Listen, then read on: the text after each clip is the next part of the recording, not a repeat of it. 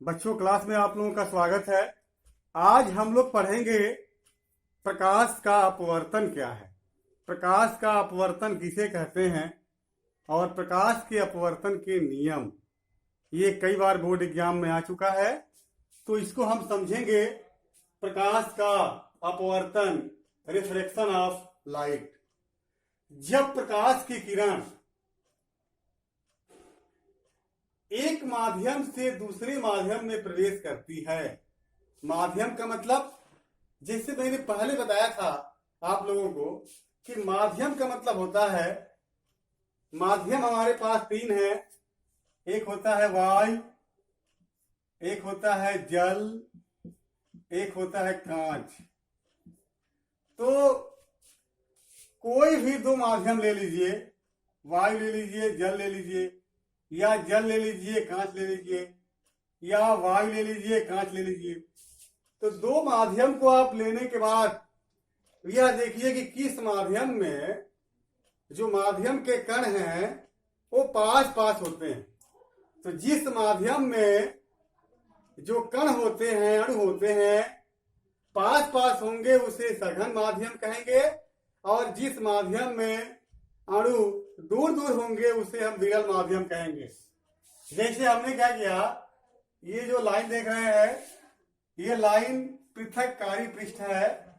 इस लाइन के ऊपर ये वायु है, हवा है, जिसको हम विरल कहेंगे, और नीचे कांच है। कांच को हम क्या कहेंगे? सघन कहेंगे। कांच को सघन कहेंगे और वायु को हम विरल कहेंगे। तो कहने का मतलब ये है, अभी तक जो हम लोग पढ़े थे वो प्रकाश का परावर्तन पढ़े थे। प्रकाश के परावर्तन में सिर्फ एक ही माध्यम की आवश्यकता थी, लेकिन यहाँ पे दो माध्यम बहुत जरूरी होता है अपवर्तन के लिए। पहला माध्यम वायु है, दूसरा माध्यम कांच है। अब देखिए, जब प्रकाश की किरण विरल माध्यम से, विरल मतलब वायु में से होकर के, और जैसे ही ये इस जो पृथक्कारी पृष्ठ है यहाँ से जब दूसरे माध्यम में प्रवेश करती है तो वह मार्ग से अपने विचलित हो जाती है।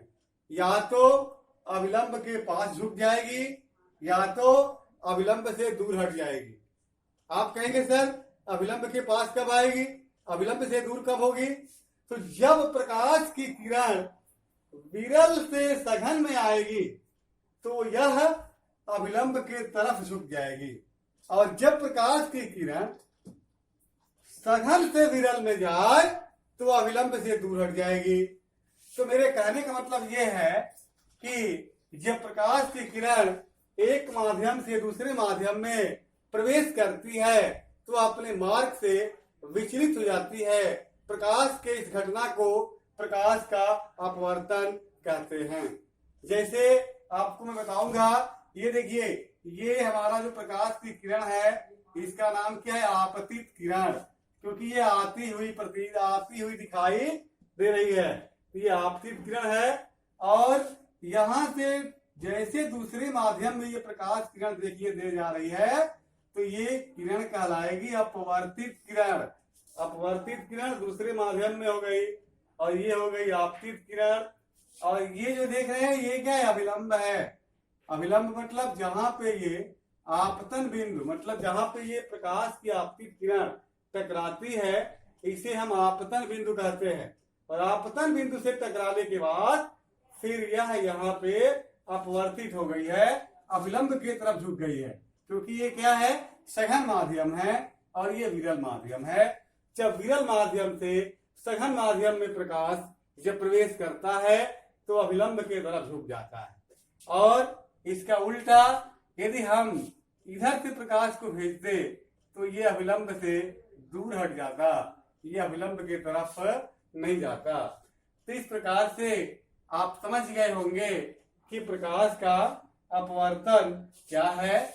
यहाँ पे देखिए, अविलंब और आपतित किरण के बीच ये जो कोण बनता है इसे हम आपतन कोण कहेंगे, और अविलंब और अपवर्तित किरण के बीच जो ये कोण बनता है इस कोण का नाम है अपवर्तन कोण।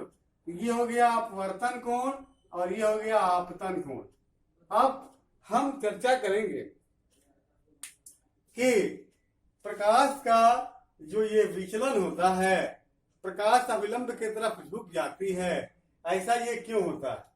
ऐसा ये इस प्रकाश जो सीधी चल रही है, सीधी चलना होता तो ये सीधी चली जाती, लेकिन यहां से झुक क्यों गई? और एक चीज और है, यदि यही प्रकाश की किरण लंबवत टकराती है तो ये विचलित नहीं होती है, ये सीधी निकल जाती है।